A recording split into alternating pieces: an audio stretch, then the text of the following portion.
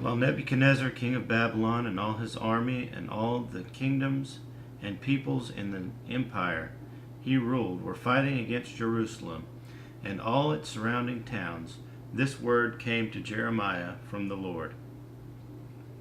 This is what the Lord, the God of Israel, says. Go to Zedekiah, king of Judah, and tell him, this is what the Lord says. I am about to hand this city over to the king of Babylon, and he will burn it down. You will not escape from his grasp, but will surely be captured and handed over to him.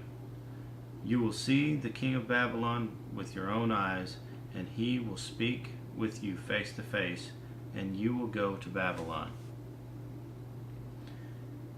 Yet hear the promise of the Lord, O Zedekiah, king of Judah. This is what the Lord says concerning you. You will not die by the sword. You will die peacefully, as people made a funeral fire in honor of your fathers, the former kings who preceded you. So they will make a fire in your honor and lament, O alas, O master. I myself make this promise, declares the Lord. Then Jeremiah the prophet told all this to Zedekiah king of Judah in Jerusalem, while the army of the king of Babylon was fighting against Jerusalem and the other cities of Judah that were still holding out, Lachish and Azekah. These were the only fortified cities left in Judah.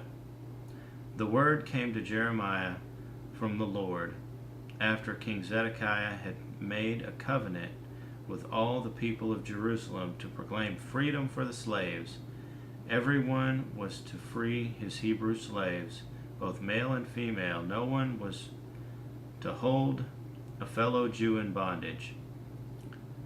So all the officials and people who entered into the covenant agreed that they would free their male and female slaves and no longer hold them in bondage.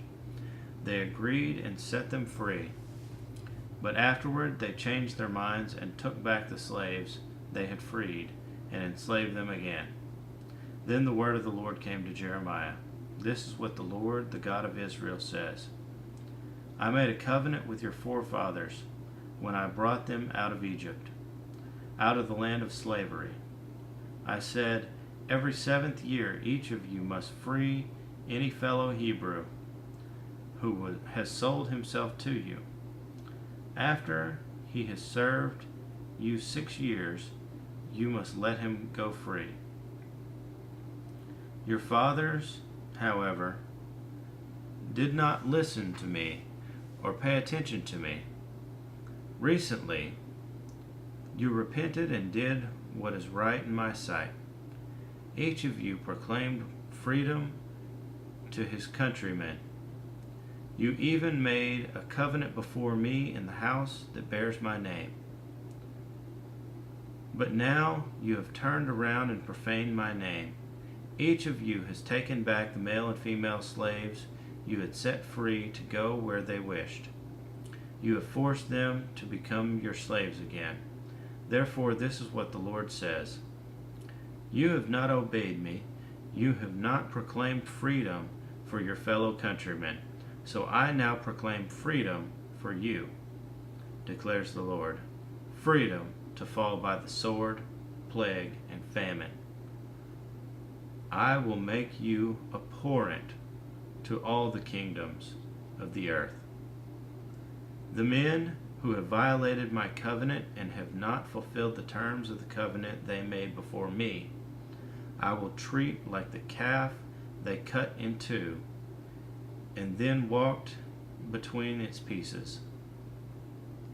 The leaders of Judah and Jerusalem, the court officials, the priests, and all the people of the land who walked between the pieces of calf, I will hand over to their enemies who seek their lives. Their dead bodies will become food for the birds of the air and the beasts of the earth.